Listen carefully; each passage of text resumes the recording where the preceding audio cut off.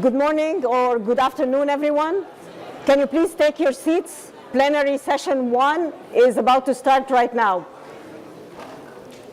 Thank you.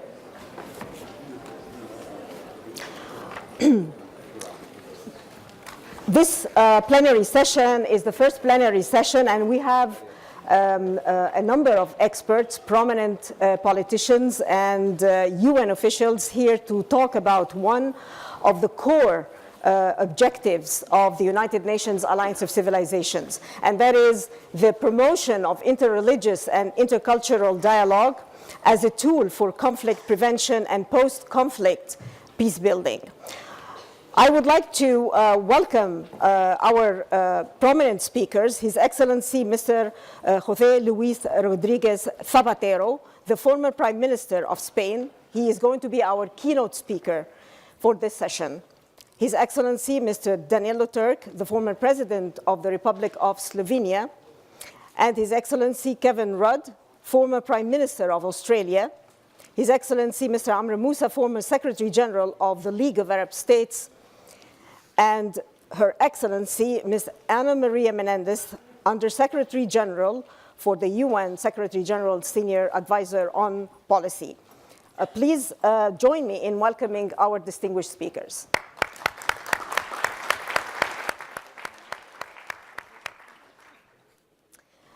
As I said earlier, the promotion of intercultural and interreligious dialogue is the core of the work of the United Nations Alliance of Civilizations.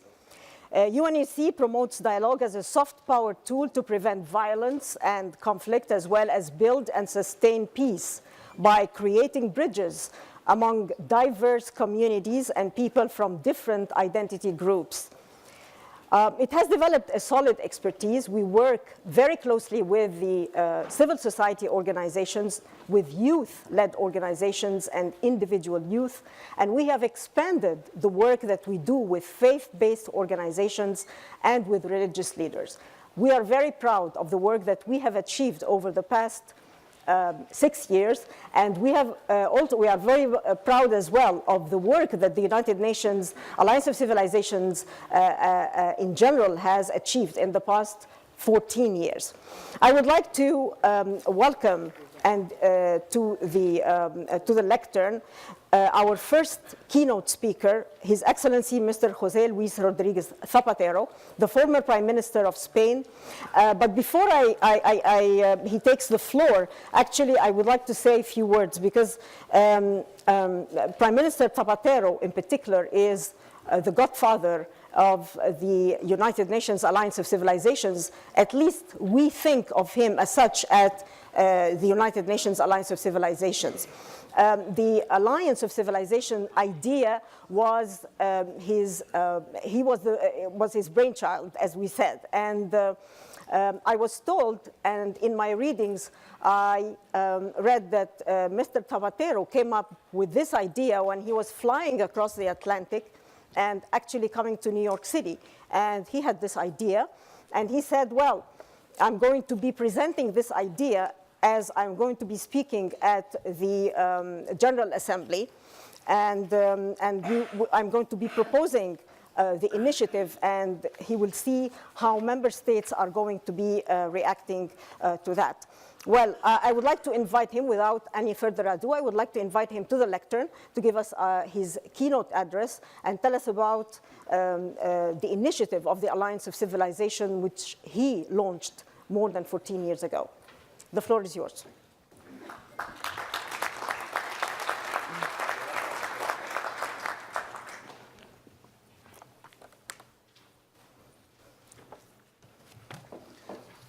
Muchísimas gracias. Thank you very much.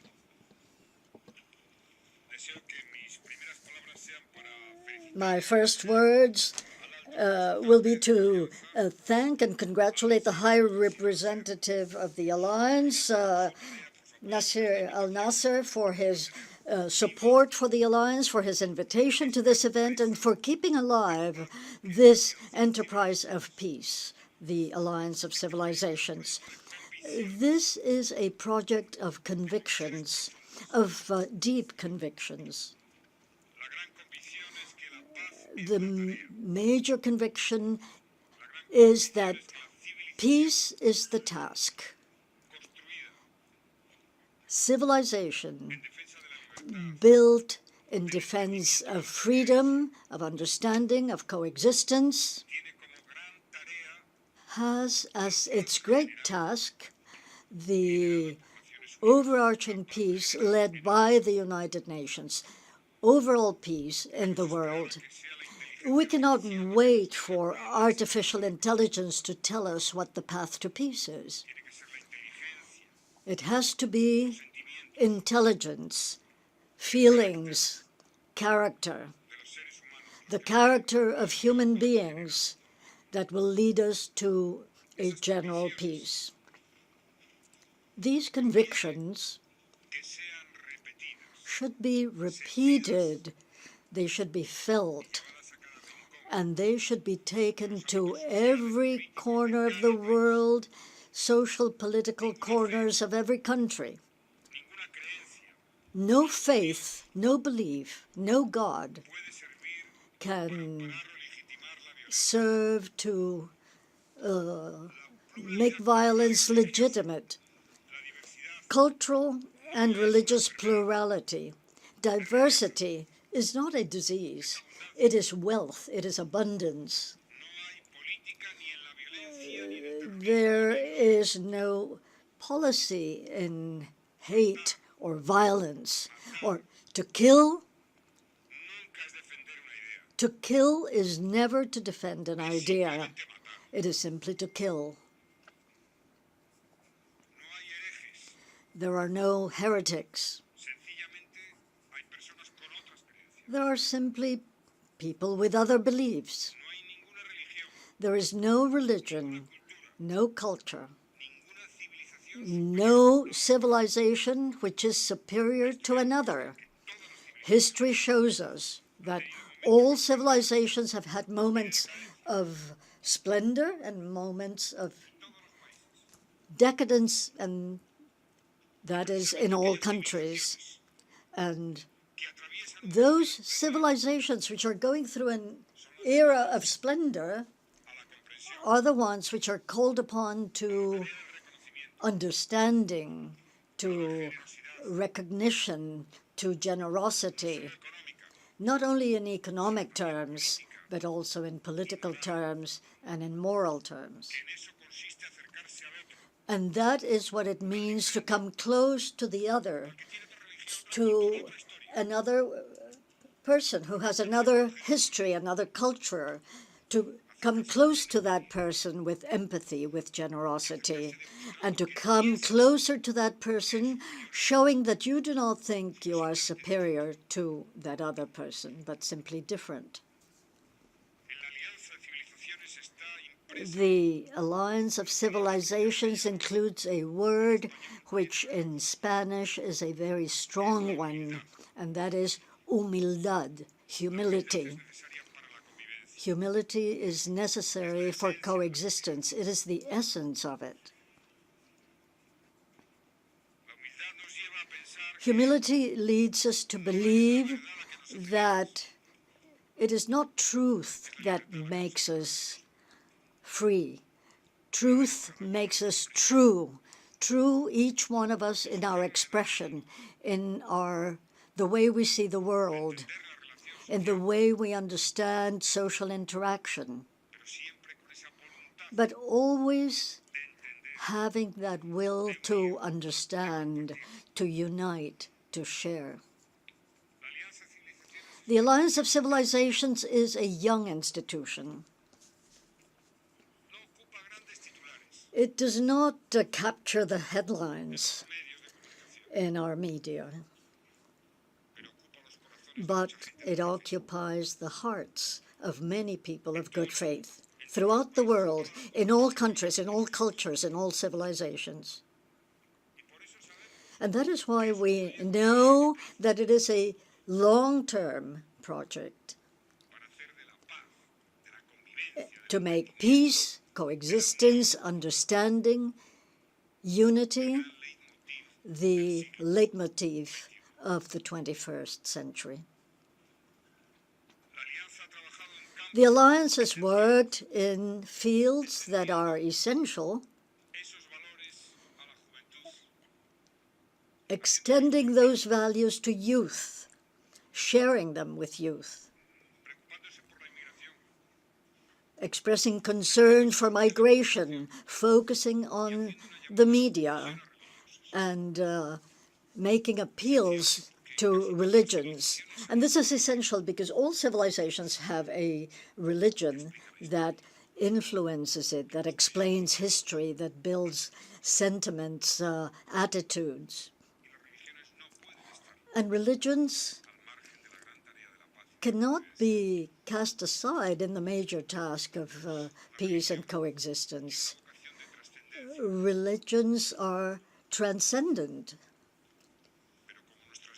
but as it is in our lives, we want religions to actively commit themselves to the day-to-day peace, not the peace of the other kingdom alone, but our everyday peace. And that is why I believe that the Alliance of Civilizations should promote a Council of Religions at the United Nations, a council of religions which together through dialogue may develop ideas for peace and coexistence. I believe that the Alliance of Civilizations could be a major actor, could offer itself to the Secretary General, to the Security Council for mediation tasks in conflicts, an institution of men and women of good faith, an institution which encompasses diverse religions, many cultures, civilizations. That mosaic can be the light that guides conflict resolution, and not only what we have as conventional tools used by governments or foundations. We need to take a new look at things. The Alliance of Civilizations is an alliance of institutions and society. Civil society plays a significant role. It has the leadership of it. And that is why I must ask governments to further support the governments of the group of friends of the Alliance should support this endeavor more. I must ask the countries of the United Nations, the Secretary General who has been doing this, to strengthen the potential of the Alliance. This is a assured and a winning approach to the future, because those who have suffered from violence, those who have defended or justified it, will see that the core values of living together will come to the fore.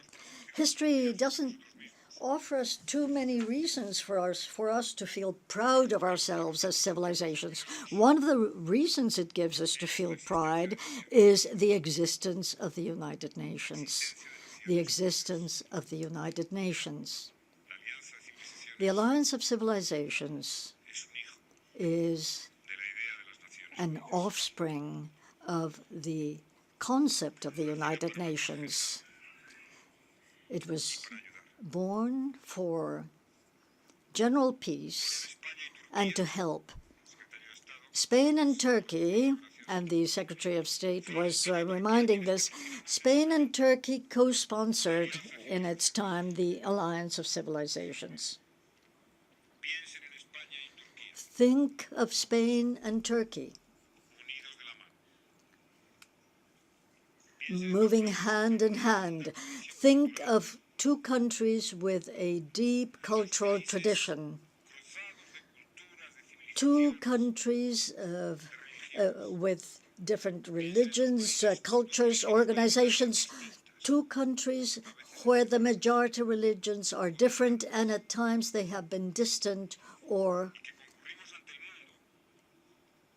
have clashed. And yet we come to the world hand in hand to say that different cultures, different continents, largely different religions, but with an interest in unity toward peace and understanding. More than 10 years since the foundation of the Alliance of Civilizations, we can feel satisfied. And I wish to congratulate all of the Secretaries General who have supported it, and of course, the High Representatives who have led it. And I wish to say to all of you here, you are sharing in a good task. You are contributing something of your lives to something which is important, something which throughout the years will remain. This is the best legacy that one can leave. To say that you raised your voice, that you contributed your ideas, that you actively contributed to avoiding suffering and pain, the hardest, the most absurd pain that can exist, which is the pain one feels for not having the religion, the ideas, or the culture of those who wish to impose it. The alliance is alive and strong. Civilizations will be more of a civilization if they come together and if we all understand that having been born in one place, having been educated in one religion, having a different skin color is not very significant as compared with what our destiny represents as human beings. And thank you, High Representative, and move forward with the alliance. Thank you.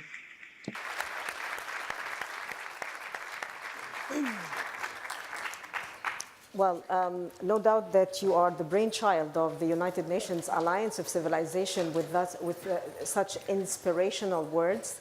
And we continue to learn from you, and we continue to build on your ideas to make the United Nations Alliance of Civilizations even stronger. The takeaways from His Excellency Mr. Zapatero's speech is the word that I learned today, and I think it's a very inspiring word, is humildad. In Spanish means humility, and of course humility we added to our dictionary of words and terminology of words that we use at the United Nations Alliance of Civilizations, because our motto, as you know, Your Excellency, is many cultures, one humanity. So we add to that humility as well, humildad. So thank you very much, and I'll get back to you. I took some notes, and I think I will be asking you some questions to follow up on few of the ideas that you have presented to us here. I would like to call and invite to the floor His Excellency Mr. President Danilo Turk, the former president of the Republic of Slovenia. His Excellency served as president of the Republic of Slovenia from 2007 to 2012. He was the first Slovenian permanent representative to the United Nations and served as a non-permanent member of the Security Council as well as member of the Human Rights Committee. So he is no stranger to the work of the United Nations, because in addition to that, President Turk was also appointed by the late Secretary General Kofi Annan in the year 2000 as an Assistant Secretary General for Political Affairs. Please, the floor is yours. Thank you. Thank you, Madam Moderator. Thank you for giving me the floor, and thank you for the invitation. It certainly gives me great pleasure to be with you today and to think about the current and future tasks of the Alliance of Civilizations, one of the initiatives with which I have been closely associated since the beginning. I worked as the Assistant Secretary General for Political Affairs at the time when the Alliance was launched. And I remember very well our discussions with Kofi Annan, then Secretary General of the United Nations, with whom we often came to the same conclusion, and that is, Alliance of Civilizations should not be a feel-good organization. It should be a do-good organization. So what do we do to really do good and go beyond feeling good? Because obviously, people of goodwill will quickly agree that diversity is richness. But in order to address the very real problem that the world is facing, we have to go beyond. We have to reach beyond. And therefore, the question which was also mentioned today in the speech of Secretary of State of Venezuela, who referred to one of the early statements of Prime Minister Zapatero, that in fact diversity is richness, but it is something that has to be managed, because diversity can also be a problem. And we should not shy away from recognizing that diversity in today's world is increasingly becoming a problem. So we have to think very seriously about how to do good and what constitutes management that helps making diversity real richness and moves the humanity forward. Now, thinking about the question as formulated, one must think very seriously and very deeply about dialogue as an instrument of communication among people, among communities, including religious communities, and among civilizations. Dialogue can be a formidable instrument of management of diversity, but it has to be conceived well and has to be developed well. And let me use the few minutes that I have at my disposal to offer 4 elements or 4 characteristics of dialogue which I consider to be critical for making dialogue an effective instrument of managing diversity and richness and to do something good. The first principle, in my opinion, is to give space to youth, to give space to young people. Whenever we talk about diversity or about respect, tolerance, and such important values, we come to the conclusion that education is very important. But we seldom go further and ask ourselves, what does education actually entail? And my proposition is that education, in order to be an instrument of dialogue and managing diversity, has to offer real and meaningful voice to young people. And I'm very happy to see that in the preparation of this dialogue today, young people are actively involved. Yes. We live in an era of internet, and internet meaning using new tools. And I'm wondering whether we could consider, I'm too old to be, author of this, but simply to ask a question, isn't this the time to develop one or more applications for internet communication on dialogue, on managing diversities, on how young people perceive the real problems of their lives? Let us not forget, youth is also associated with uncertainties, and they have to be raised, and they have to be a matter of dialogue. So giving space to young people and using internet and other instruments that are at disposal today for dialogue, for giving voice, is the principle number 1. Principle number 2, the characteristic number 2, is about management of diversity, is the following. Management is not about quick fixes. And I would add, it's neither about slow fixes. We are not engaging in dialogue in order to fix things overnight or to fix things otherwise. That's the task of diplomacy, that's the task of political processes, but dialogue has to be deeper, and we have to understand the importance of patience, humility, persistence, and growing richness of dialogue. Let me give you an example. A month ago, a regular meeting of the World Congress of Leaders of World Religions took place in Astana, in Kazakhstan. Now, Kazakhstan has been organizing these conferences for 15 years now.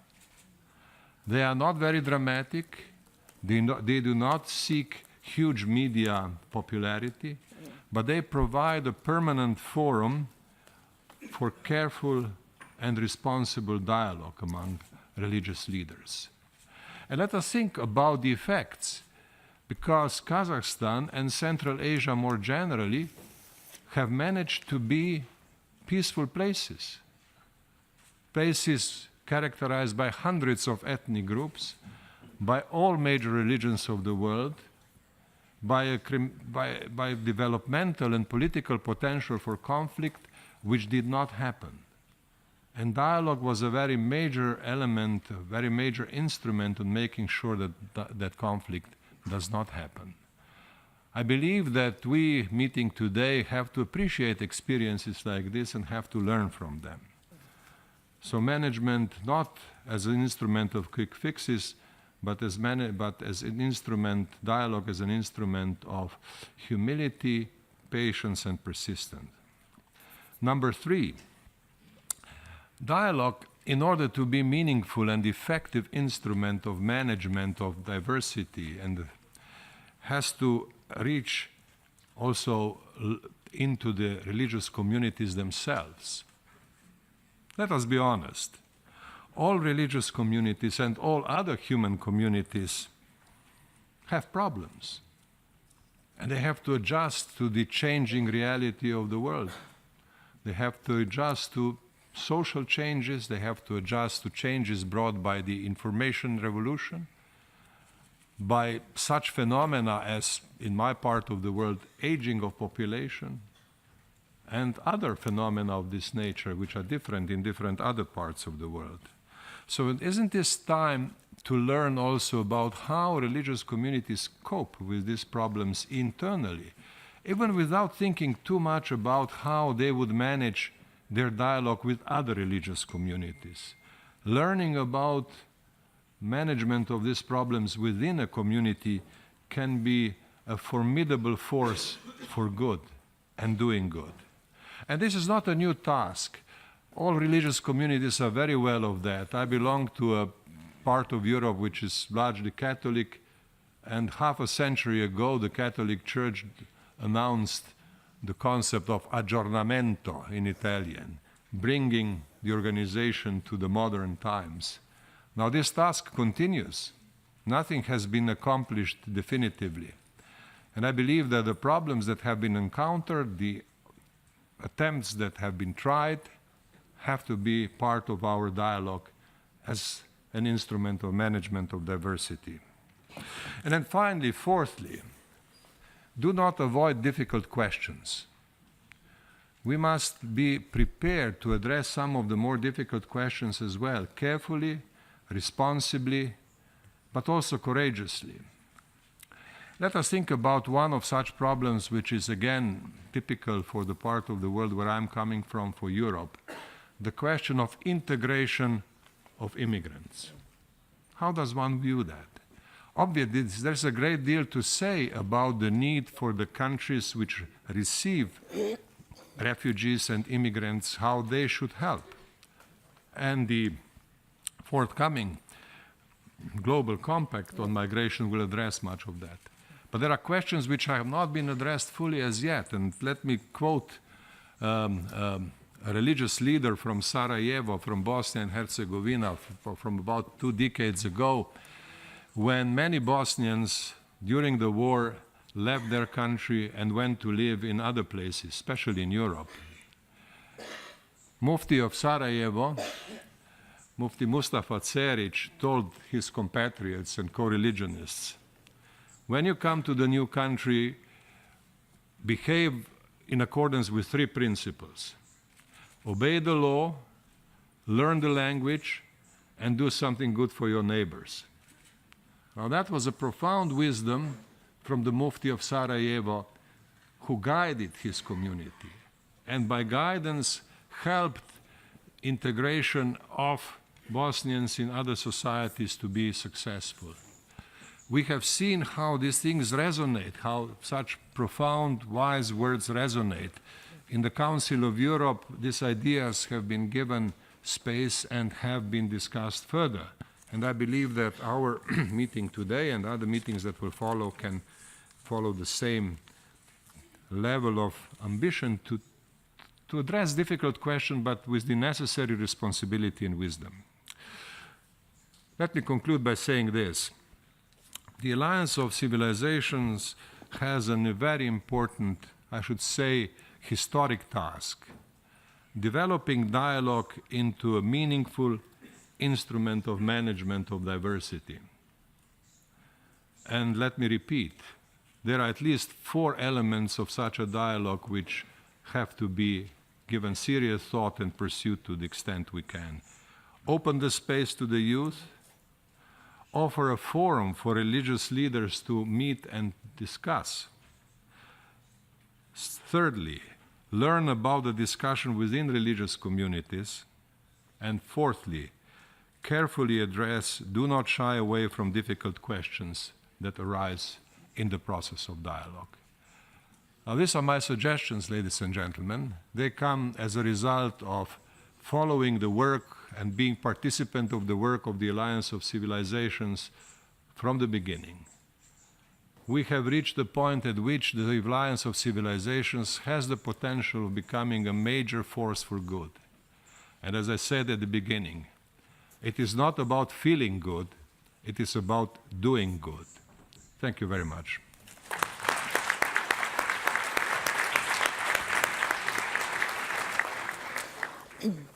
Your Excellency, thank you very much, President Danilo Turk. And the takeaway, of course, is it's not about not a feel good, but it's a do good. And those are very wise words, and we keep repeating them as well.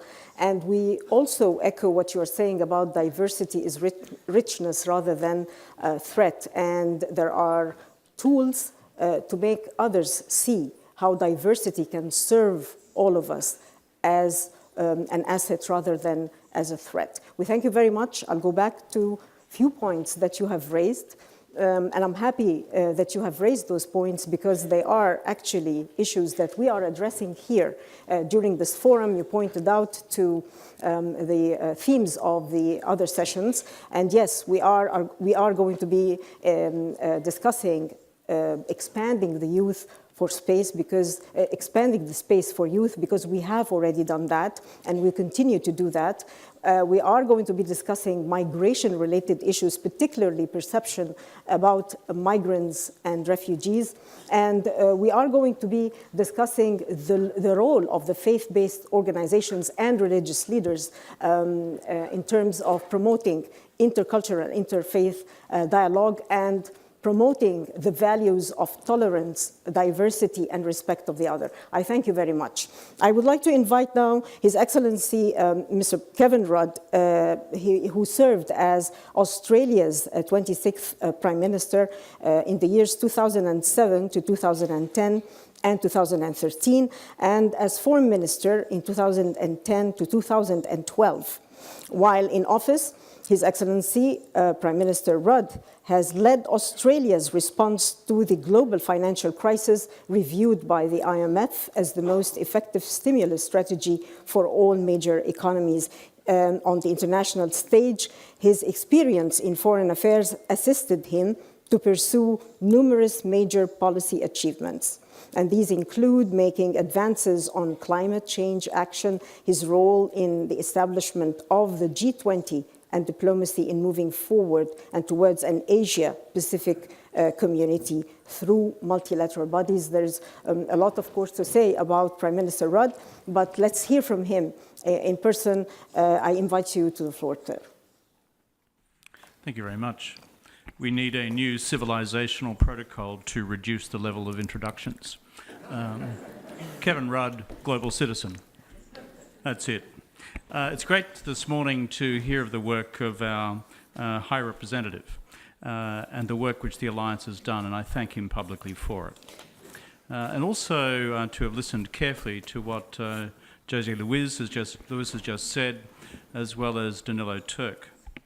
Prime Minister Zapatero came up with a good idea over the Atlantic when he was flying. He will be surprised to know that when he spoke at the UN General Assembly that year, I actually listened. Most of our speeches at the UN General Assembly and the annual session in September are forgotten within 24 hours. It's very interesting that some ideas actually take root. So you should have some satisfaction from this, my Spanish colleague, that you've given birth to something which I think has great potential. Many people in the world today would regard the work we are doing here as completely irrelevant. That is an arrogant view, but if we were to go to the chancelleries of the governments that we come from and the foreign ministries, they would see this as marginal. The truth is they don't see the full picture, because what we're talking about through this alliance is how do we think about each other? When we talk about a dialogue of civilizations, it's when I think of my friend Amre Moussa here, what is my perception? What is my deep thinking about what Egyptians are like? And what Muslims are like? What Arabs are like? Or in the case of Prime Minister Zapatero, what the Spaniards are like. And so when we are dealing with these questions of deep civilizational and cultural and religious perception, we are going to the heart of how we behave towards each other as peoples, as countries, and as nations. The fact that it is somewhat intangible does not mean that it is unimportant. In fact, it is highly important what we do here. When you look at how the world community has progressed over the last 100 years, most people would say against the benchmarks of civilization that we have had many failures, some successes, and a long way to go. 100 years ago, we just finished the war to end all wars. That didn't end well. We then ended up within 20 years having an even bigger slaughter where most of us became involved. And there we saw the triumph of ideologies of fascism, of nationalism, and of racism, in particular anti-Semitism, the horror of the Holocaust. And then we learned from that, we thought, when we established this institution, the Parliament of Man, the Parliament of Humankind. And we agreed on the Charter. And 3 years later, we agreed on the Universal Declaration. And in that Universal Declaration of Human Rights of 1948, we have the closest we've ever come to a global code of civic values which unite our cultures and civilizations. It's worth reading the Universal Declaration every morning over breakfast. Well, at least a short version of it, depending how long your breakfast is. Because it reminds us that when Eleanor Roosevelt and her colleagues sat down in 1948, they were reflecting on what we are reflecting on today. Different cultures, different civilizations, what actually brings us together. And so those founding instruments are of profound continuing value. Of course, it didn't last. We then ended up in a Cold War which lasted more than 40 years. Based on two radically competing ideologies, and remarkably, it ended peacefully. Of course, it wasn't all bad through that time. We had decolonization, and finally a recognition on the part of white folks around the world that this Universal Declaration of Human Rights applied to everybody, in Africa and Asia and elsewhere. And so we began the proper emancipation of all peoples. And so this was a good thing, equality for all human beings. And then in this post-Cold War world in which we now live, we've seen again the emergence of deep notions of nationalism, of populism, of local identity politics, and dare I say it again, of racism and sectarianism, as if the ideological constraints of the Cold War having been lifted, some of these primal negative impulses within peoples and cultures come back to the surface. And so we saw Rwanda, we saw the Balkans, and we've seen so many such tragedies since, including what unfolds today with the Rakhine, Rohingya, and in Myanmar. It's often said that international relations is all about national interests. I don't agree with that, but it's about that in part. I think a clearer view of international relations and where we fit as this alliance of civilizations is to see international relations as being about interests, about values, and how we deal with questions of identity. And the purpose of the dialogue, which Danilo eloquently referred to before, should be to bring us to a point of mutual reflection and, where possible, agreement on each of those things. National interests, they usually speak for themselves, although we often use our diplomacy to try and disguise what they are.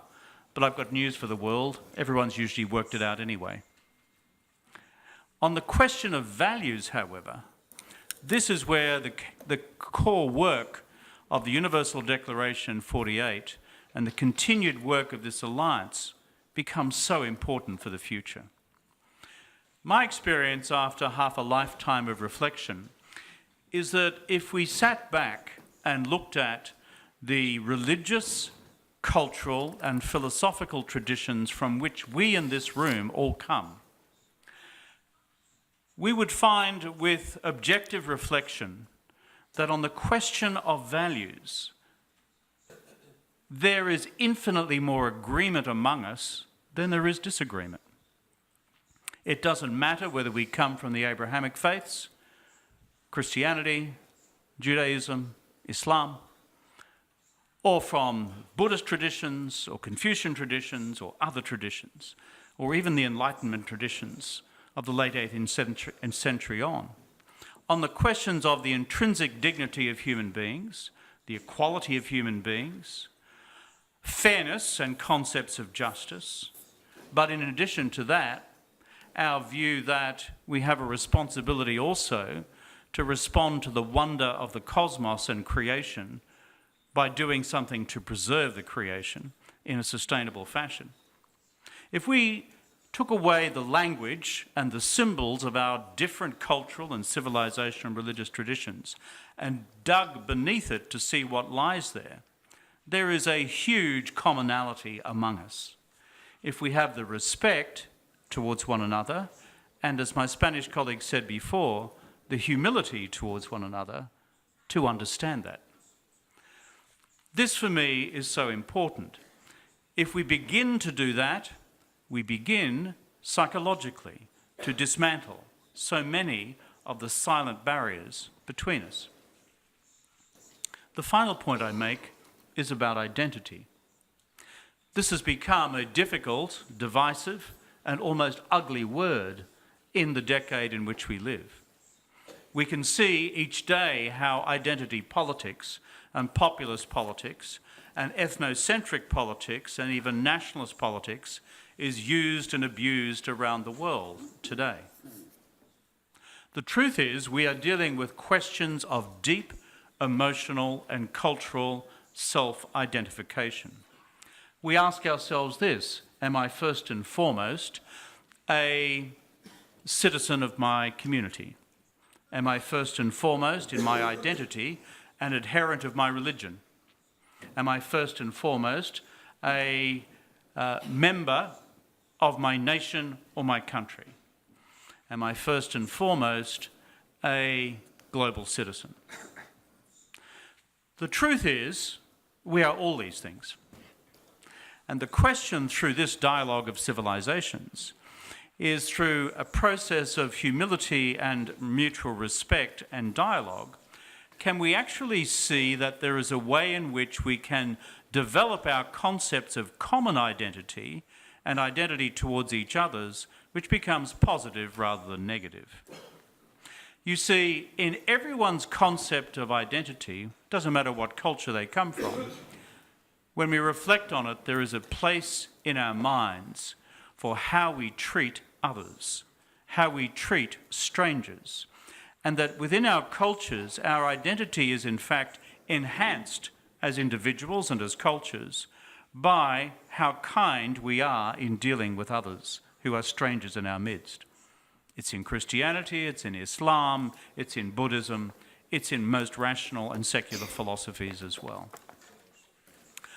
To conclude on this, when I think therefore of this alliance's future work, and its important work, on these, quote, soft questions of international relations, they are in fact the hardest questions, those of values and those of identity, in addition to the matters of national interest which are debated in other chambers within this great hall of the United Nations. I'm a student of Chinese language and history and culture, and I've lived and worked in China for a large part of my life. The Chinese have a word which I find useful. It is the word siwei. Siwei means the way we think, our way of thinking, in particular the way we think about others. And the question for us is, through the dialogue of civilizations, is, are we forever bound with a static way of thinking about each other? Or is it malleable and capable of positive and progressive change? History teaches us that it is capable of positive and progressive change when women and men of goodwill so make it. And that is where I see the future of this alliance of civilizations as lying. I thank you.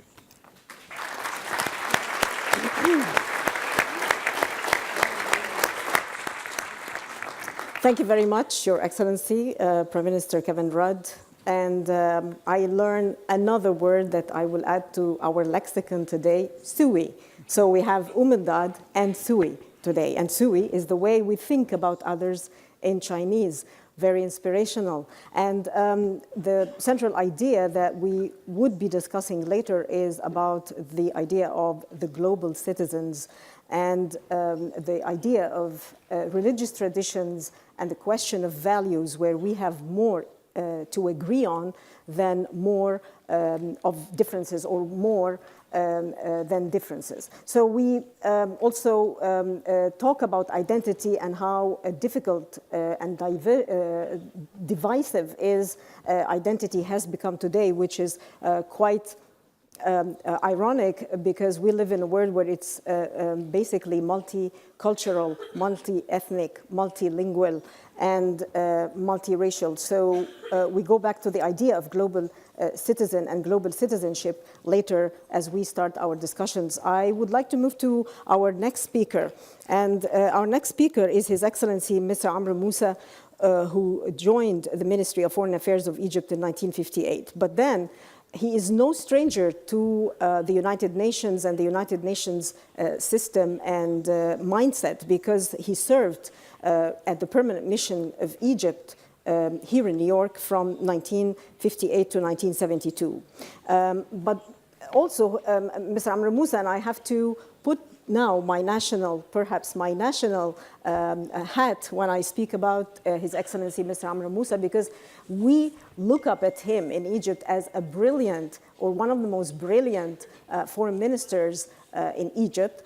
But in addition to being a foreign minister in Egypt from 1991 to 2001, in May 2001, he was also appointed as the Secretary General of the League of Arab States. The floor is yours. Shukran. Thank you very much. Thank you for the introduction. And I would like to begin by thanking my brother Nasser Abdelaziz al-Nasr, the High Representative of the Alliance for Civilizations, for inviting me to participate in your summit. I would also like to congratulate him personally on his achievements at the helm of the alliance in the past 5 or 6 years.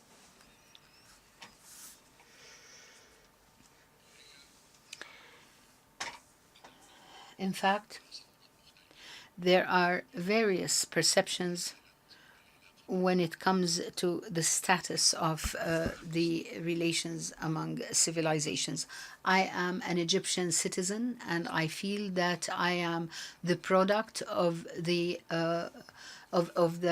hybrid of multi-civilizations, and this constitutes the Egyptian character that would make it different from other nationalities and citizenships. Egypt, I say, is the product of the pharaohic civilization in its various forms and shapes, and it is also the product of the marriage of many Mediterranean civilizations, Greek and Roman.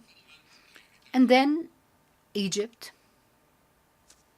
is also the product of the interaction among faiths, beginning with Judaism, Christianity, and ending with Islam.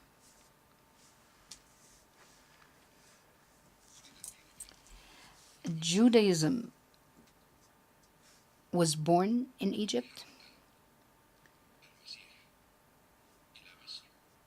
Jesus Christ moved to Egypt, fleeing from oppression and injustice, and then this very deep-rooted interaction came into being between Islam and the Egyptian culture. For a person or a human being to feel that he is the byproduct of all of these civilizations by interaction, by marriage, Islam and Christianity, the Mediterranean and desert civilizations, the presence of the Orthodox Church, the main Orthodox Church in Alexandria, the presence of Al-Azhar institution in Cairo,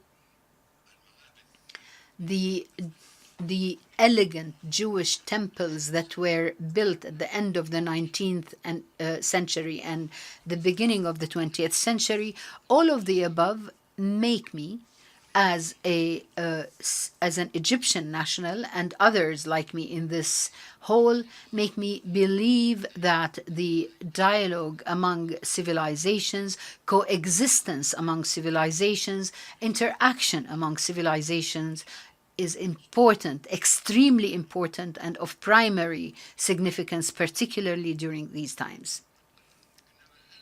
However, I ask, does dialogue among civilization produce results to confirm coexistence among these cultures and civilizations? I believe yes. I believe yes, we must achieve coexistence on the basis of the interaction among civilizations, on the basis of coexistence to face up the problems that the world is currently facing, all of us, regardless of cultures, faiths, and history.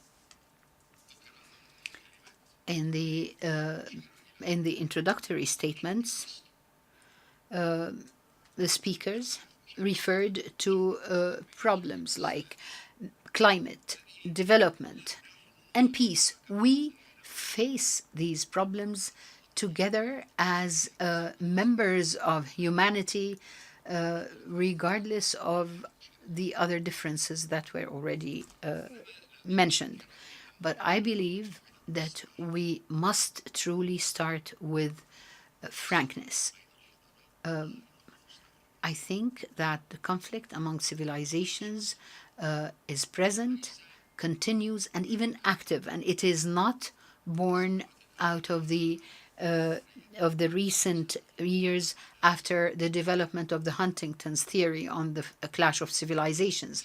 This is old, and even until this very day, there are civilizations that try to control the world, and other civilizations that seek to amass wealth and power, and civilizations that are based on reaction against attempts to marginalize, attempts to impoverish such civilizations to which they are subject. There has been no penetration of this very grave situation. The whole is probably expanding because interests are in conflict, and there is an interaction currently, an overlapping between civilizations, cultures, and between global interests. Interests took the upper hand over cultures and civilizations, and we find ourselves currently in an era of international turbulence that definitely impacts stability in the world and constitutes, using the United Nations lingua, a threat to international peace and security.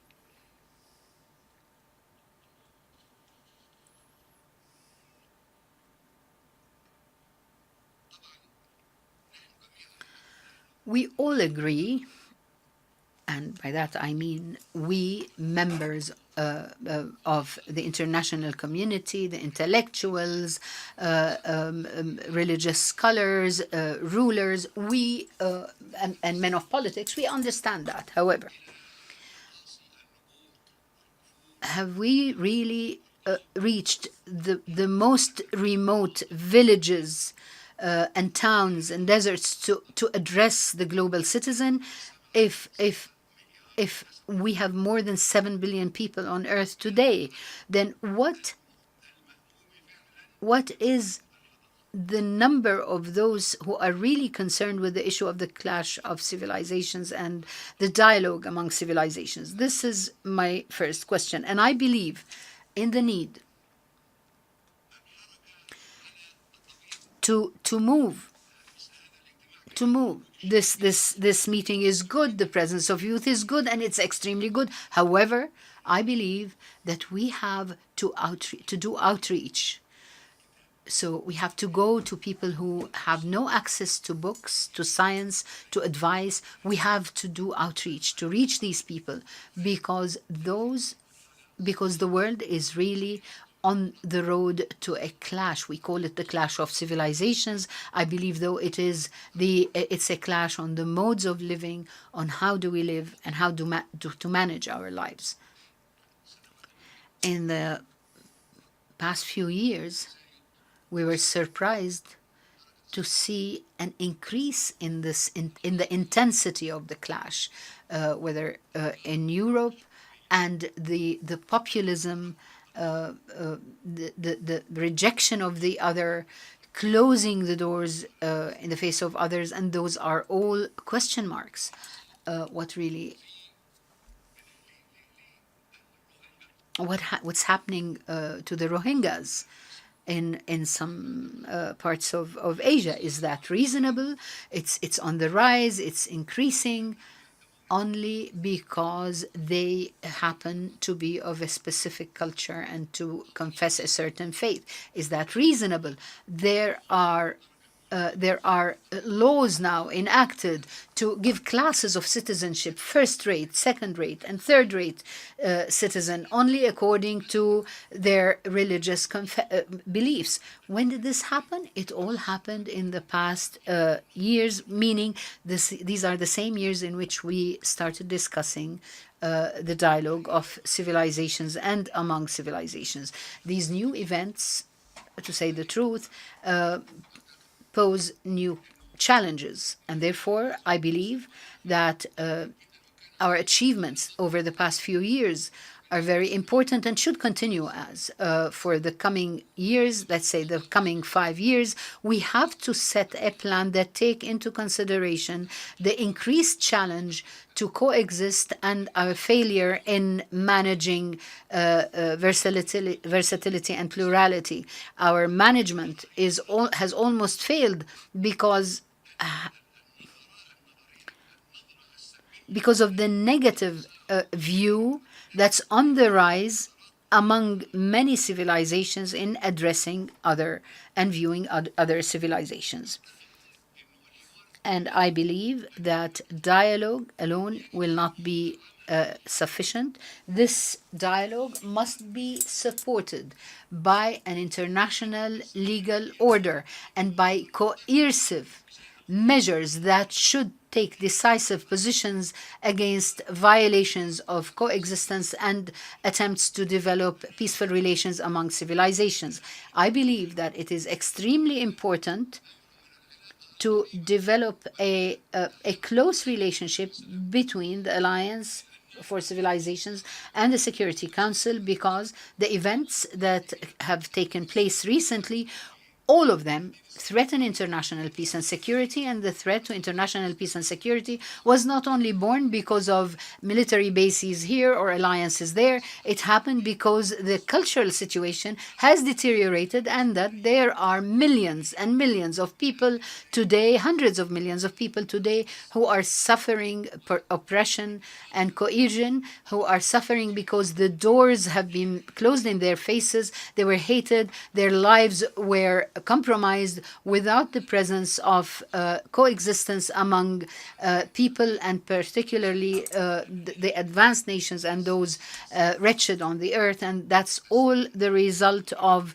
bad policies, whether in these countries or in the countries that hold the reins of the destiny of the world. What I propose is that in the coming 5 years, I believe that the Security Council must be called upon to look into the clash of civilizations or the dialogue among civilizations, and that the charter that discusses coercive measures in the face of threats to international peace and security should be discussed by the Alliance and should be debated with the Security Council. Thank you.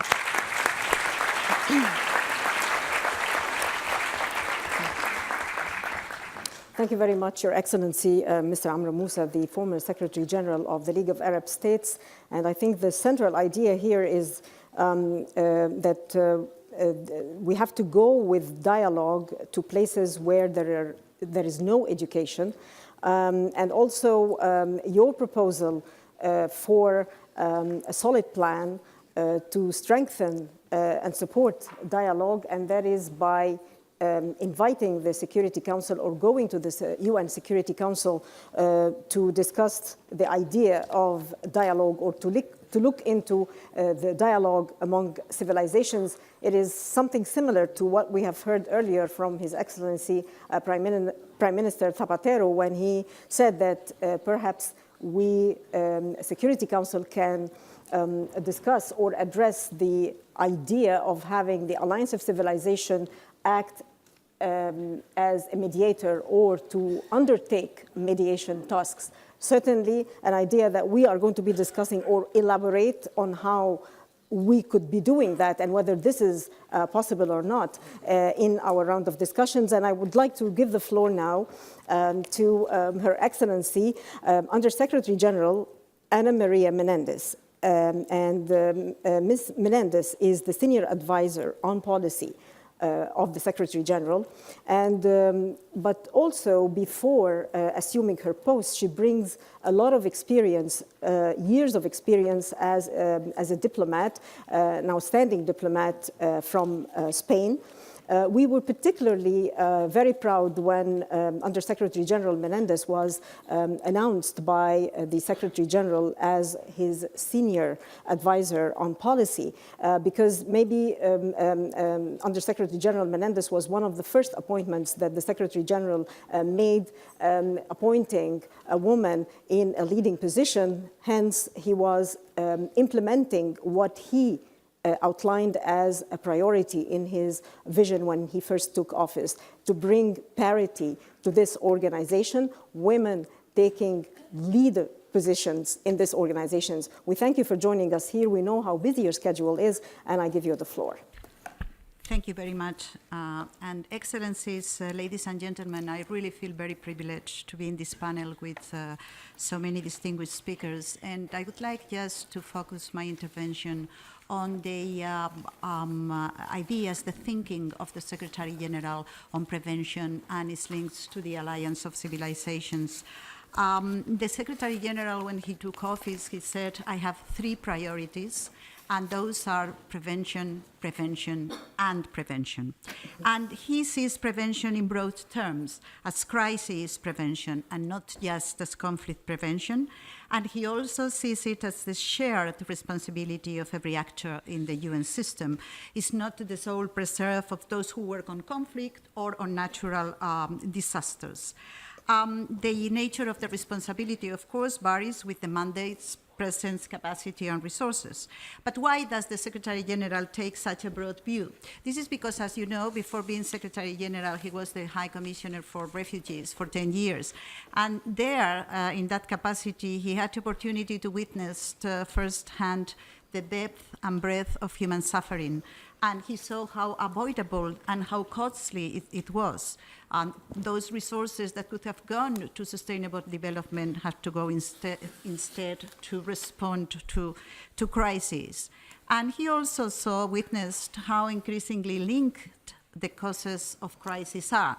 So take, for example, climate change that amplifies the risk of drought, forced migration, instability, and terrorism, for example, or discrimination, injustice, exclusion, and inequality increase the risk of social instability, or intolerance, hate speech, fuel fear and polarization, driving communities apart.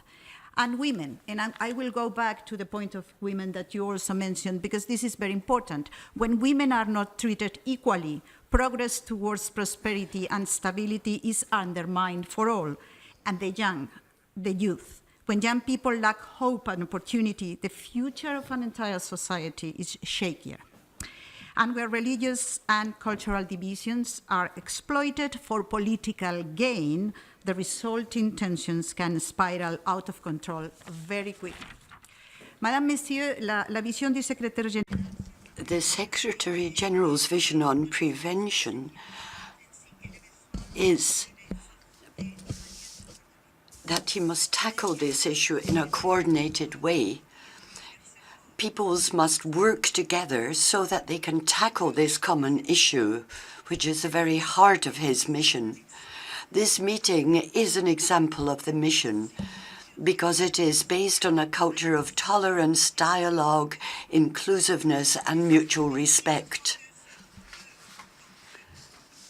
The idea of them against us is simply counterproductive for everybody because risks are shared among us all and nobody is safe.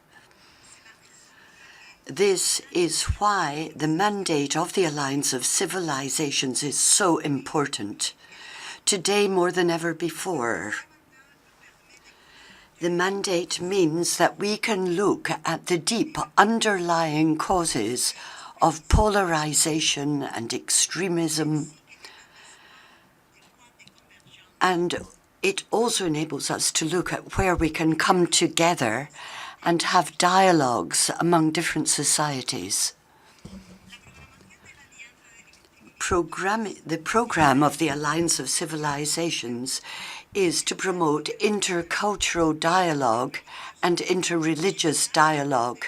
This is a really powerful tool to help us build more cohesive and inclusive societies. There is one thing, as I said before, that is absolutely crucial to the thinking of the Secretary General on prevention. We can't tackle problems effectively if we exclude half of a society. If without women, there can be no prevention, there can be no alliance of civilizations. The Secretary General has often said that we need to see more women at the decision-making level. Because he knows that, and because we also always have to begin our work from home, so to speak. And so he has developed a strategy on gender parity and has appointed many women to high posts within the organization.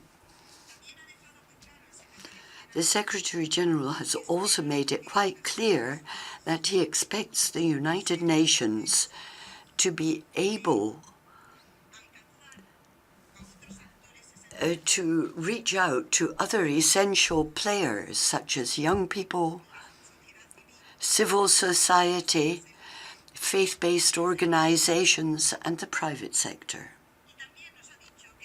He's also said that we have to take account of local players who are the very heart of the attempt to ensure prevention to avoid conflict, because local people are closer to the problems. They're more involved in finding solutions to local problems.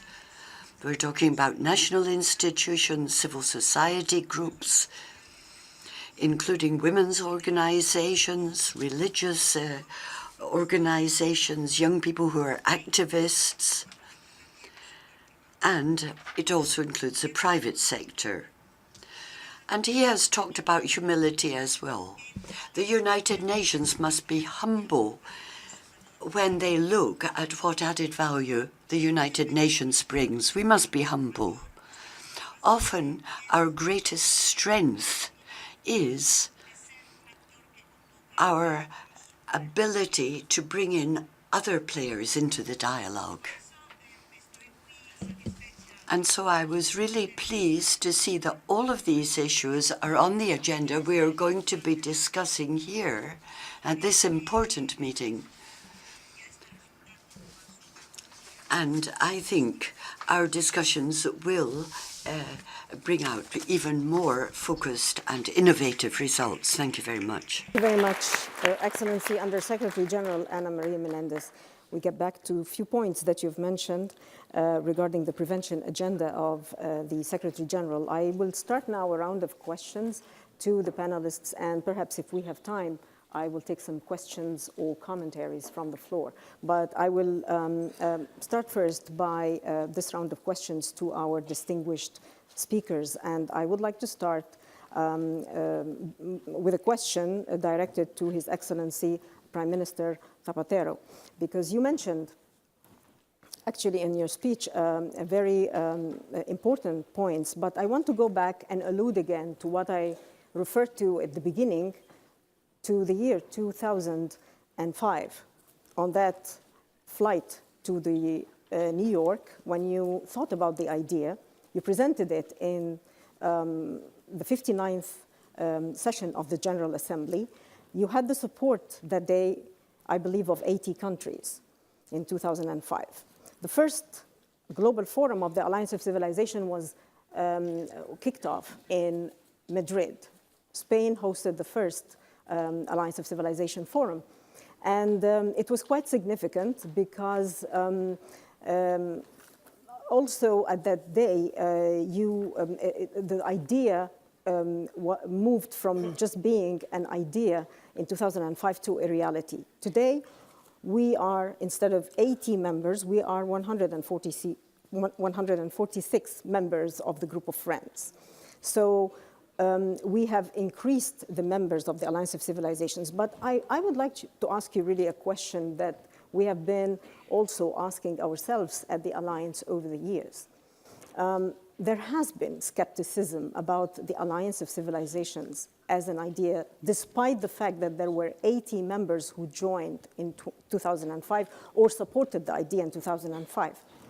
Now, more than 12 years on, do you think that this skepticism still exists, given the financial challenges that the Alliance of Civilizations is encountering and has been encountering and is still encountering over the years, which pose a serious obstacle to achieving the mission and the objectives of the Alliance of Civilizations? Do you still think that this skepticism exists, and that's why we do not see member states forthcoming? Because you called at the end of your speech that member states should be supporting the Alliance of Civilization as an institution of societies.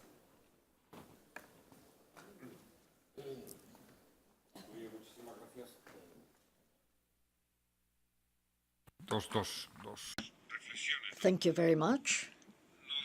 for your thoughts. It should not be surprising for an idea, the idea of a prime minister to emerge while he's flying in an airplane, because most of our time is spent on an airplane. So it's only normal for ideas to emerge there. But ideas, like all fruitful ideas, are the result of dialogue. Because I was talking to Minister Moratinos and with other collaborators when we were flying. And I'll tell you what was at the root of the idea. 2004, the year 2004. You may recall that Spain suffered a very serious attack by Islamic terrorism. After the Twin Towers, the most serious one happened on the 11th of March 2004, almost 200 dead. Bombs were placed in trains which were used by workers to go to work. This was a major blow for my country. And 3 days after that attack, I am elected President of the Government of Spain. And the major contribution that Spain makes after that attack is that the values of coexistence, of respect for religious identity are maintained.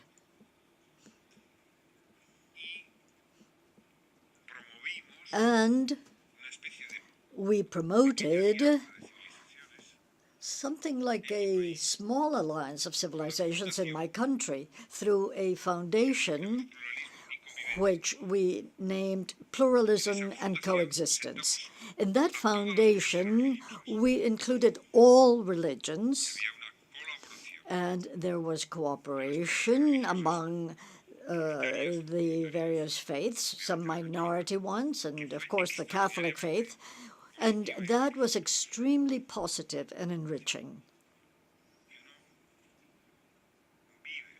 So if one lives through an experience, the experience that if there is dialogue, endeavor, and conviction, you can avoid the worst of conflicts. But I would tell everyone in this room that there are many individuals who have never been members of a government, who have not been politicians.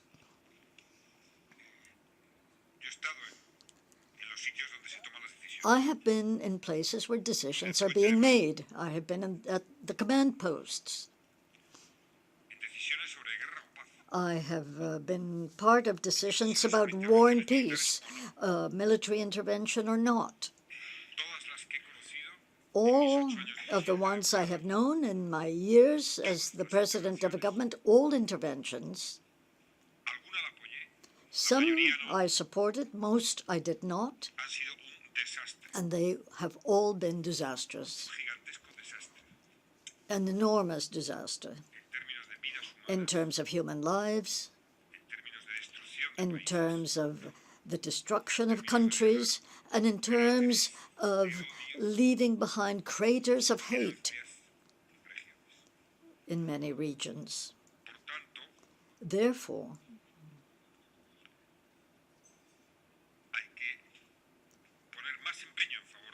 we must work harder toward peace and toward avoiding conflict.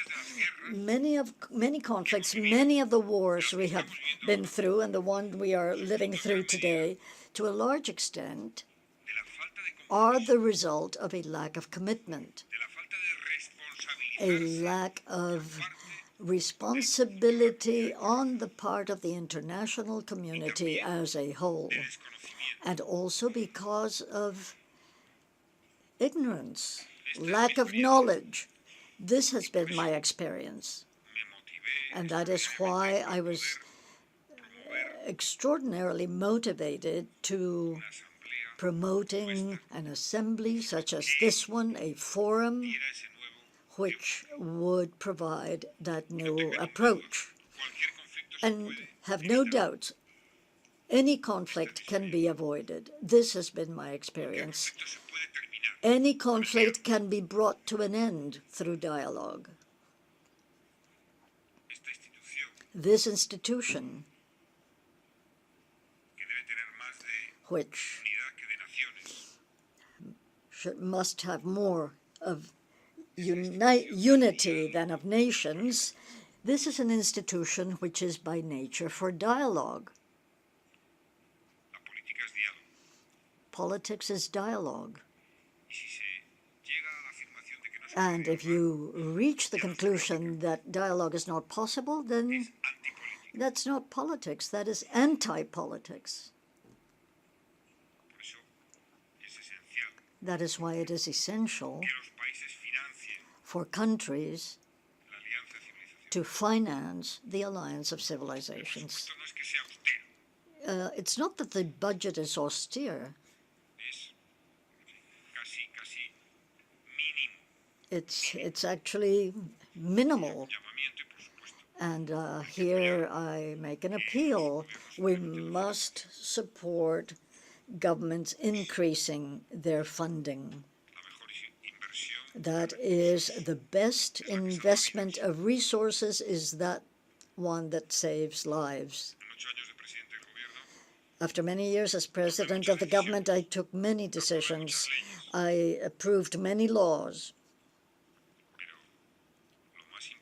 But the most important thing that I think about in terms of my work was the end of a terrorist group called ETA, who had killed more than 1,000 persons in Spain. And that is what was left in my mind as the most important, because I knew that with every passing day there would be no more families weeping in the future. No futures would be lost for anyone. And believe me, that is why I believe in politics, and I believe in the United Nations. Believe me, peace can be attained, even in the most difficult of situations.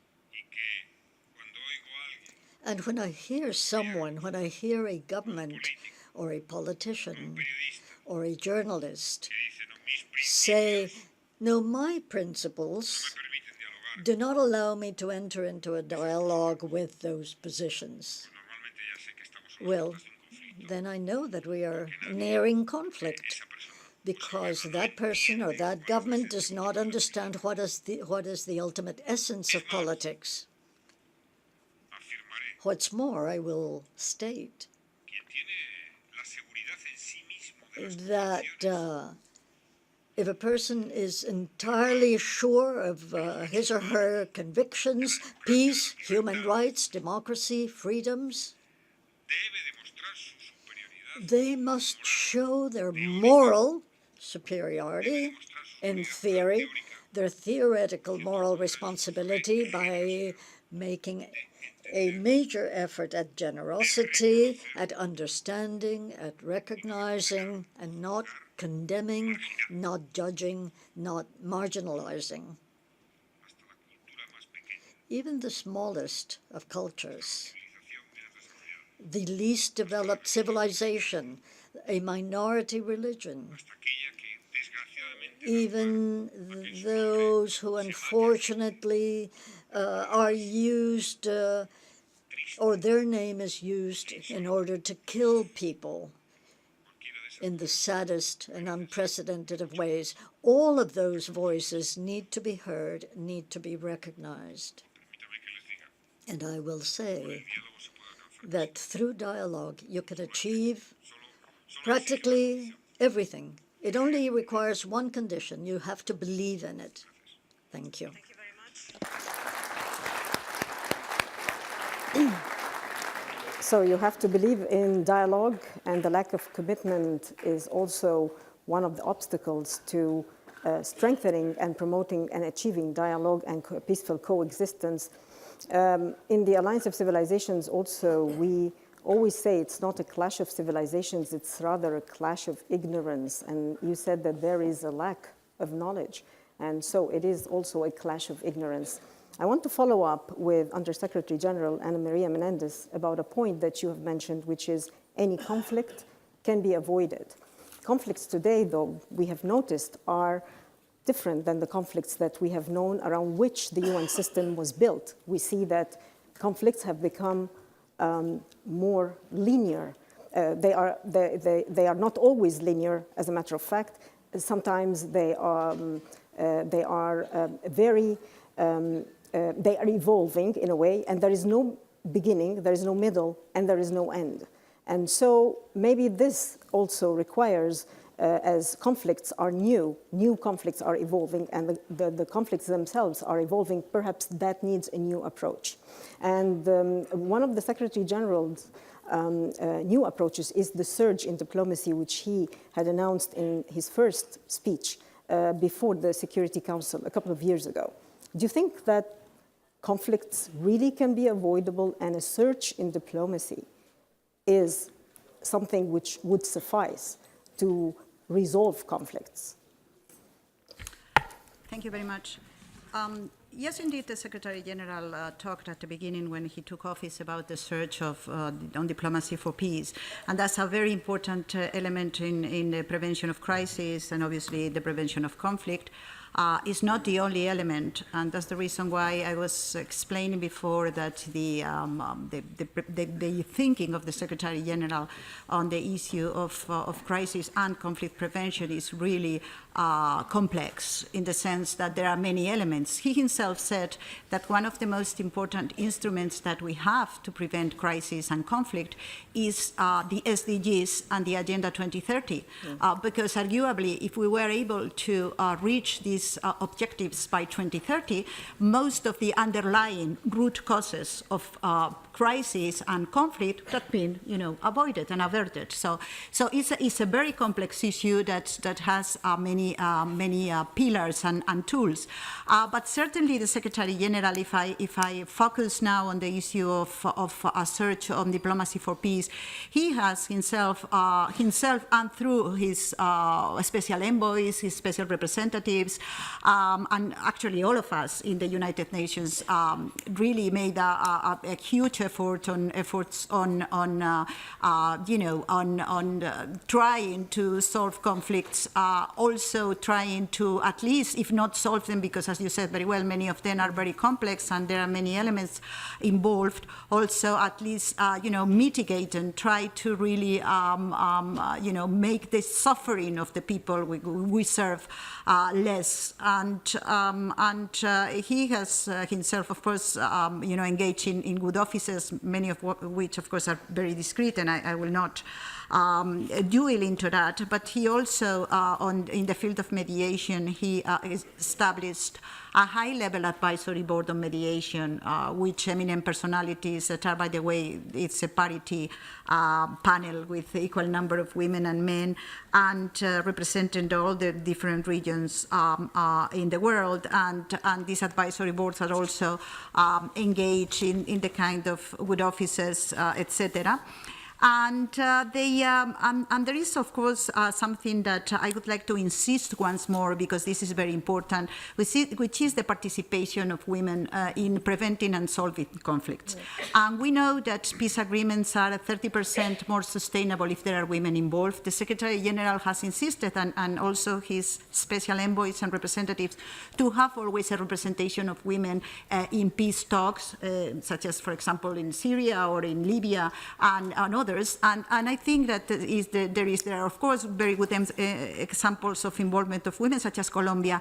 And we think that is very important that women are really represented, because it's the only way we have to make sure that conflicts and crises can be preserved. The role of women in dialogue, in intercultural and interreligious dialogue, the role of women in preventing violent extremism is really fundamental. fundamental. And you know, we are really doing efforts, himself, of course, the Secretary General, our leader, but all of us, in really trying to have this component, this gender component all across the board, because we think that this is very important. Finally, just not to really take the floor for long, but just to say that the Secretary General has undertaken a process of reforms. And this is not just reform for the sake of reform. It's not reform for simply savings. It's just a reform which goes to us, the United Nations, being able to work better. Because, as I said, I think that there are many capacities in the system, but we are not all the time able to act in an integrated, coordinated manner that is essential if we will really want to be better at conflict prevention and resolution. And also because there is the issue of partnerships, how to network better with governments, with civil society, with organizations in order to prevent conflict and crisis. So I would say that this is a very complex tool of toolbox. But of course, the idea of a search of diplomacy on peace is very important. We are on it, but there are many others. Thank you. Thank you very much. Thank you. So I would like to turn to Mr. Danilo Turk. And you mentioned how we can manage the importance of managing diversity. But also, I would like to touch with you on that point that has been raised by at least two of our speakers today, President Zapatero and also by Mr. Amre Moussa. They both said or proposed the idea of going to the Security Council with the Alliance of Civilizations, and you you have served when you were here as a permanent representative of your country, Slovenia, in the United Nations. You were a non-permanent member of the Security Council. Slovenia was a non-permanent member of the Security Council. Is there an added value of going to the Security Council? Do you think this would help instruments and mechanism aside of how we get there with the Alliance of Civilization? What would be the added value? I think that the answer to this question depends on how it is done. I think it could be done.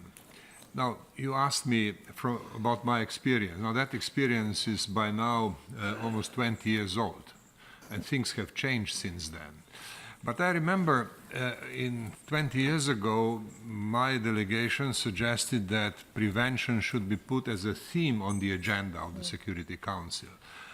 Now, this is not revolutionary, really, because the whole United Nations system and the work of the Security Council is designed to serve prevention. It is not only about conflict management or ending conflicts or peacekeeping and other instruments that have been developed over time, but it has, from the original design of the United Nations, been about prevention. So the question is, how do we define the prevention agenda? How good we are in dealing this? What do we define as appropriate for the Security Council? And where the Security Council can be actually helpful as a body that inspires others. Because Security Council cannot do everything, but it can dramatize a problem and explain that there is a problem which requires more serious attention, that it's more dramatic, and therefore that it should be brought to the agenda of the United Nations more broadly. If somebody asked me back in 1998 if I would see the problem of violence against women as a major item on the agenda of the United Nations, I would say, well, as things stand now, probably not, because the Security Council was totally focused on the specific crisis situations, and even to bring a theme like prevention to it was not easy. But we have seen that over time this has changed. And while the Security Council cannot be expected to produce all the results, let alone make miracles, this discussion is very important because it's very empowering, and the constituency for protection of women in armed conflict has become much larger and has, I think, merged with another broad constituency, which is about equality of women, respect for women in society, and so on. So in a way, I think that the question of respecting the others and prevention of discriminatory practices or violent practices that lead to further tension and then armed conflict could be put on the agenda, provided that the right way is found. But I would like to say that obviously Security Council is never alone. There is General Assembly, which has a wonderful article, Article 14, which allows the Assembly to take up any question which it deems that it might lead to, friction in the future and suggest solutions. And that authority is not used. Maybe a combination of Security Council and the Assembly can be helpful. But then my final point is this. You see, United Nations has been established in a very different era than ours. And of course, we suffer certain shortcomings as a result. The time of the establishment of the United Nations was not the time of internet and globalized communication. And the United Nations has sadly remained rather weak when it comes to telling stories, providing good narratives, making good and powerful messages. Now, this is a shortcoming which we have never been able to overcome. And now we hear, from experts, from people from Massachusetts Institute of Technology and other leading scientific institutions of the world, that in 5 to 10 years, the whole world, every square inch of the world will be covered by internet signal as a result of low orbit satellites which are now being put in space. That's what I heard. I believe it is true because it came from serious authorities. Now, what kind of world will that be? Who is going to dominate the messages? Who is going to mobilize people? The United Nations is not well prepared for this kind of work.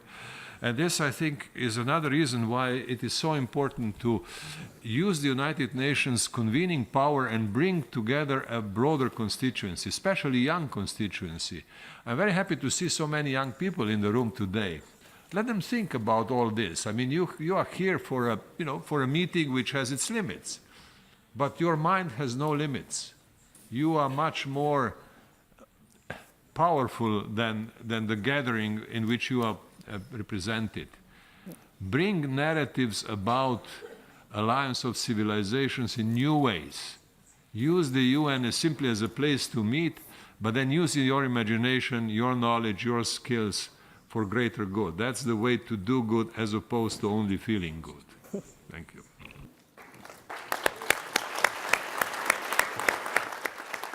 Thank you very much. Apart from doing good, and this is, of course, something that is very encouraging and that everyone should be doing, but that does not mean that we are not all feeling good. We are all feeling good. So, at least today, at this moment. So thank you. And you mentioned our youth, and we have indeed, for all our participants and for our speakers to know, we have almost 110 UNAOC youth alumni. These youth alumni have benefited from our project activities, either through seed funding or through mentorship and workshops on capacity building skills and peace building skills and prevention skills. So we thought that we are always doing regular meetings here at the United Nations, and we'll talk about all those projects, but this is perhaps the first time we said maybe because we are doing this forum here in the headquarters, we would bring them in a session and they will be telling member states how they benefited and how they developed their skills in peace building and in prevention through the projects that UNAOC is really the projects that the United Nations is supporting them with. So I would like them all to stand that they are in this side of the room. Can you please stand up and let's encourage this young generation who are going to be the leaders of tomorrow.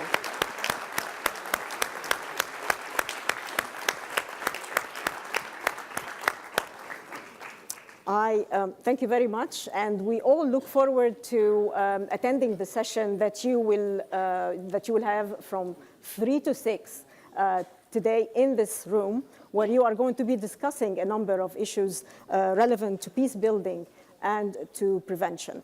Thank you very much for being here, and we all look forward to those fruitful discussions. I would like to move now to another question, Mr. Kevin Rudd. You mentioned a number of very interesting issues, but at the same time, I would like to see how the different dynamics and the different nature of conflicts that we have all seen requires a different set of tools and different set of approaches as well.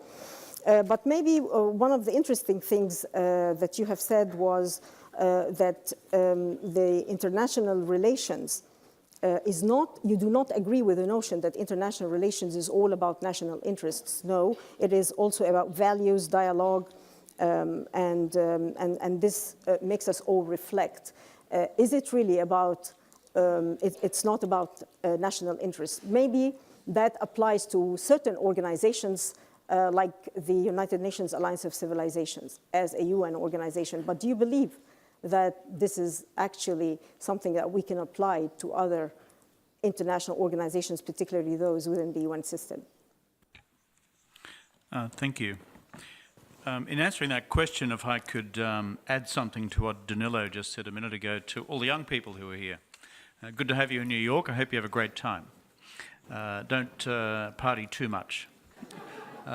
Just enough, okay? They don't have time, we keep them busy. Yeah, my experience of young people is they always got time to party. Maybe that's just in Australia. So but what Danilo said to you before is a really good and practical challenge for what we're doing here today. And that is, you're all social media whizzes, each and every one of you, okay? And you can navigate the social media space in a very, very effective way. What are we all hearing around the world today? And there's data to back it up, that social media is being used and abused to promote intolerance, hatred, conflict, and war. And there are a few folks who do that with passion and commitment. There are a lot of bots that do it because they've been pre-programmed to do it. But each of you are the custodians of a story or a set of stories from your communities where people actually work together across different cultural and religious boundaries to achieve common good. Now, as Danilo said before, the world needs to hear those stories.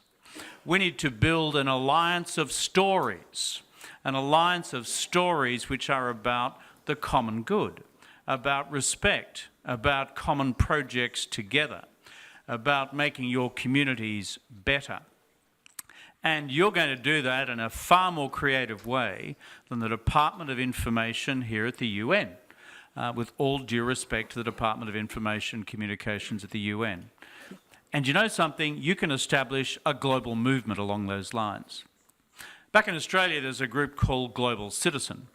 They've since gone global, and they're now based here in New York. They organise that huge thing that happens at Central Park each year in support of the Sustainable Development Goals. They're run by two young Australian kids who started out in their 20s, and they've now gone global. They've got about 40 million followers. You know, tune into some of the things that they do to promote cross-cultural, cross-religious, interfaith, intercultural activity, which solves local problems, regional problems, global problems together, whether it's on climate, whether it's on sustainability, whether it's on peace and security and the rest. Because you taking to the airwaves, ultimately, if I show you the digital waves, drowns out the others. Because you have the force of numbers and the power of your stories.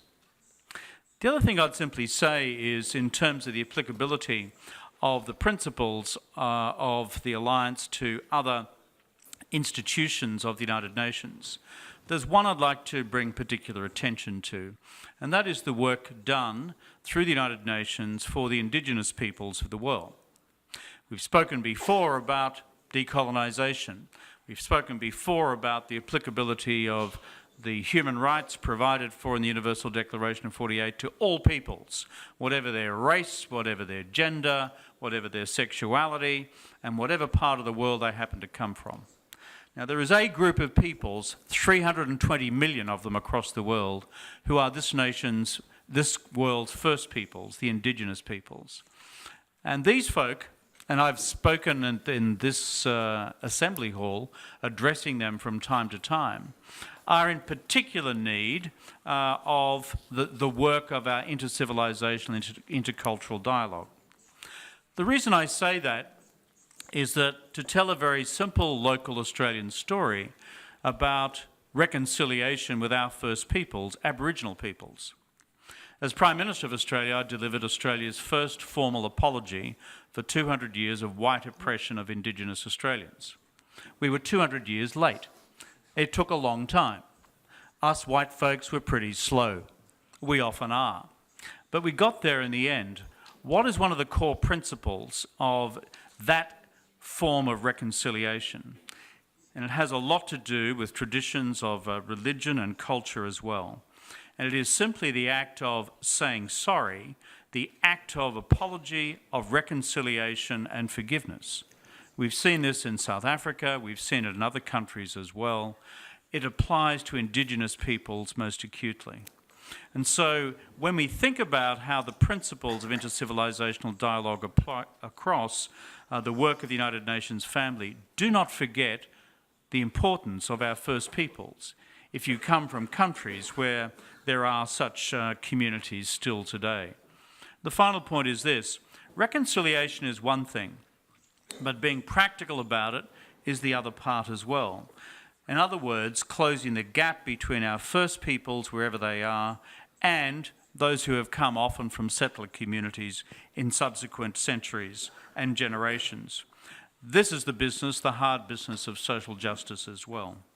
So in answer to your question about how does it apply more broadly, recommendations have been made already about the use and drawing upon the expertise of this institution for the mediation purposes of the United Nations.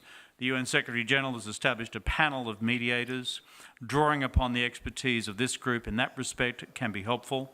I would also suggest, however, that more broadly in the information war in which we are all engaged to promote peace, to promote cooperation, to promote reconciliation, you folk taking to social media is absolutely critical. And on the way through, do not forget, please, the Indigenous peoples of the world. Thank you.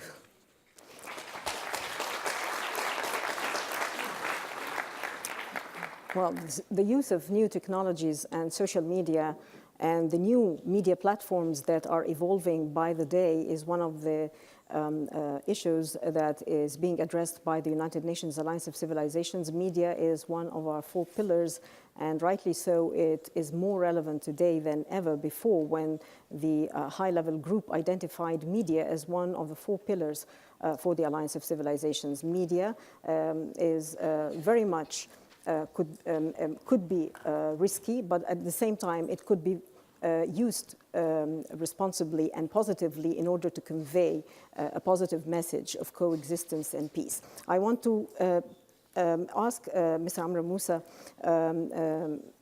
a question in order to wrap up this discussion. You mentioned also something about the clash of civilizations, which existed even before the Huntington theory of the clash of civilization, a very controversial theory, though. And as I mentioned to President Zapatero, that we would like to think that it is not a clash of civilizations, but it's a clash of ignorance and a clash of the lack of knowledge. Mr. Moussa, you were one of the officials that attended the launch of the Alliance of Civilizations, or the global forum, the first global forum of the Alliance of Civilizations back in Madrid. You were one of the speakers at that time. How do you see the Alliance of Civilizations today, more than 10 years onwards? Do you see that this very young initiative that kicked off in Madrid has now been growing and achieving results and moving forward with its objectives. Yes, I remember those days and the beginning of this very important endeavor. I continue to believe, as I said before, in the usefulness of this alliance of civilizations. But my point is that the road is very, very, very long still. And that the clash of civilization continues to exist. It happens that I've had a long discussion with the late Samuel Huntington in Davos on his theory. I said, yes, I believe in the existence of clash of civilizations. But you did not talk about clash of civilizations, you talked particularly about the clash with Islam. He said, no. Yes, I know that, but I really, if this is the case, I do apologize. Now, it was general in my view that it was clash of civilizations. I said, yes, it came also after the demise of the Soviet Union and the need to have an enemy somewhere in order to shoot at and mobilize in fear of some other power. Clash of civilizations is not the result of ignorance or is not as a result of ignorance alone. It is being managed knowingly in so many circles. And that goes in accordance with the interests at a certain moment, certain era, certain time. It is not ignorance. It is sometimes premeditatingly done. That is why I call for the involvement, the engagement of a body, important international body like the Security Council. What is going on in Myanmar with the Rohingya is a crime against humanity. It cannot and should not be left to, and then we tell, okay, let us talk. The dialogue between us perhaps will convince you. It is too late to convince them. No, there must be international law has to be applied. How could it be applied? How would it be applied except by the involvement of the Security Council and a clear-cut position taken by the, of course, if the Council can do it. So, sometimes the Security Council fails all of us in the way he deals with they deal with the problems of menacing, threatening international peace and security. But I think that, and that was the essence of one of your questions, I believe the one that was addressed to Kevin, not only the Security Council, there are other issues. The Economic and Social Council, in following the 2030 plan for development, the Council on Human Rights, etc., all the bodies will have to be involved. The Alliance of Civilizations should be a focal point that invites, that draws the attention of other branches, other councils, other committees of the United Nations system. So why is the United Nations there except for to deal with such things? And I insist on what I've said, that now the clash of civilizations and the events that we see in several countries, several societies, emphasizing knowingly the supremacy of one civilization over the other, etc., this thing will have to be put before the international community, not from a religious point of view or the point of view of a debate just for the sake of debate. No, to address it, and address it because several communities are really suffering from the consequences of this clash of civilizations and the clash of cultures. Thank you very much.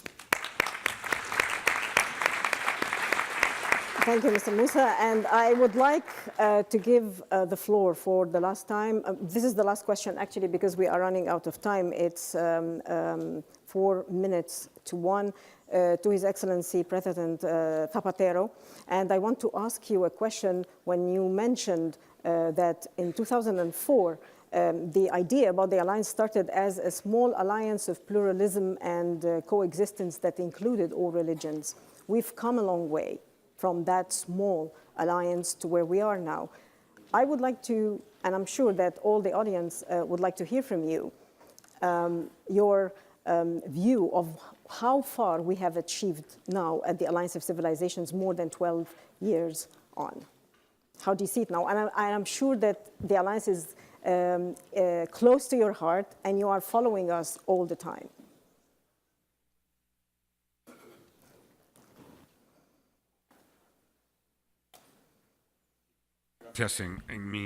Thank you. In my first statement from the podium, I said that the Alliance of Civilizations was, as has been recalled here, a long-term project which tried above all to bring together, to unite. At the headquarters of peace, the headquarters which has been entrusted with the task of peace, which is the United Nations, to bring together social society, academia, institutions in favor of a common idea where all kinds of religious and cultural groups would come together. So the United Nations has as its mission peace in the Security Council when things are practically inevitable. In other words, when you want to avoid an intervention or when it has already taken place. So the Alliance of Civilizations makes possible the preventive task, the educating task, what is constructive. The Security Council sometimes has to deploy troops, soldiers, blue helmets, peacekeepers. The Alliance of Civilizations, what it has is white helmets. In other words, it works on the basis of the strength of words and convictions. When, in the General Assembly, I proposed an Alliance of Civilizations, which would show the world that we love one another, be we Muslims or Catholics or Buddhists or Easterners or Westerners, or where we think of ourselves only as human beings, we love one another. We share practically everything, except that we have to sit down and talk to one another and look at one another to internalize that task. I never thought that when I launched that idea in 2004, that 14 years later we were going to be here in this forum, having actually implemented a project, and on the basis of some experience that I've had, as I've said before, I know that this is a young institution. We don't aspire at being a main protagonist in the media, because all of the news will be soft news, everyone will be polite, and that will have less impact, unless the Security Council someday entrusts it with some migration tasks. But the fact that it has less impact in the media doesn't mean that it is less rooted long term. And looking around the room today, I was thinking that this is a very powerful and plural network, because we see parliamentarians, university people, international organizations, governments, foundations. What a lively and rich mix in terms of having information, contacts, and taking into account the map of the world that should be visible in all rooms at the United Nations, to see how together we can all undertake this task. So I am very happy, and I think that the Alliance of Civilizations will develop a significant task. It is already doing so. And once again, I pay tribute to those who have been bold to lead what is the most difficult in life, which is always the first years of something. Infant mortality is an example, but the task has begun. It is now consolidated, and now my outlook is that this, in the next few years, will be a major reference point for the United Nations. I would like, we have to wrap it up. I would like to thank our distinguished speakers, His Excellency Mr. José Luis Rodríguez Zapatero, the former Prime Minister of Spain. I'd like to thank His Excellency Mr. Daniel Turk, former President of Slovenia, His Excellency Mr. Kevin Rudd, the former Prime Minister of Australia, and His Excellency Mr. Amre Moussa, Secretary General of the former Secretary General of the Arab League, and Her Excellency Under Secretary General Ana Maria Menendez. I would like to ask you all to join me in applauding our distinguished speakers.